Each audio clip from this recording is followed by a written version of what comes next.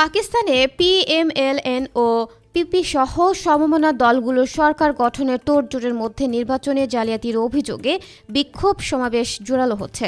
ভোটে কারচুপির অভিযোগে দেশটির বিভিন্ন অঞ্চলে বিক্ষোভ হয়েছে।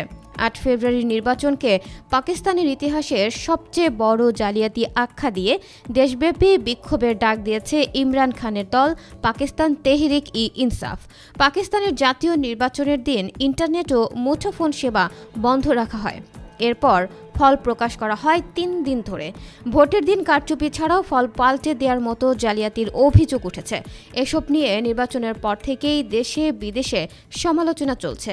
নির্বাচনে অনিয়ম তদন্তের আহ্বান জানিয়েছে যুক্তরাষ্ট্র, যুক্তরাজ্য সহ বিভিন্ন দেশ ও সংস্থা। ভোটে অনিয়ম নিয়ে সবচেয়ে বেশি সোচ্চার পিটিআই। নির্বাচনে সবচেয়ে বেশি ৯২ আসনে জয় পেয়েছেন দলটির সমর্থিত স্বতন্ত্র প্রার্থীরা। পিটিআই এর দাবি, ফল পাল্টে তাদের সমর্থিত অনেক প্রার্থীকে হারিয়ে দেওয়া হয়েছে।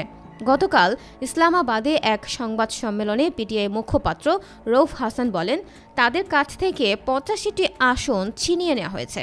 এর প্রতিবাদে শনিবার পাকিস্তান জুড়ে বিক্ষোভের ডাক দিয়েছে পিটিআই। দলটির নেতা হাম্মাদ আজহার নেতাকর্মী ও সমর্থকদের প্রতি শান্তিপূর্ণ সমাবেশ করার আহ্বান জানিয়েছেন। ভোটের পরদিন থেকেই পাকিস্তানে নির্বাচনে কারচুপির প্রতিবাদে বিক্ষোভ শুরু হয়। সে ধারাবাহিকতায় শুক্রবারও বিক্ষোভ করেছে বিভিন্ন দল।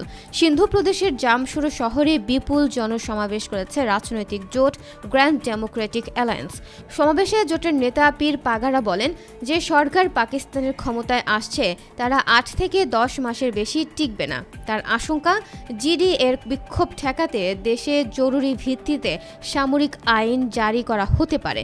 এদিকে খাইবার পাখতুনখাওয়া প্রদেশের ওয়াজিরিস্তানে পিটিআই এর সপ্তাহব্যাপী সড়ক অবরোধ চলছে। এছাড়া বেলুচিস্তানের কোয়েটায় নির্বাচনী কার্যালয়ের সামনে বিক্ষোভ করেছেন Pashtunkhwa Milli Awami party, national party, Balochistan national party ও হাজারা ডেমোক্রেট পার্টি নিয়ে গঠিত ৪ দলীয় জোটের নেতাকর্মীরা।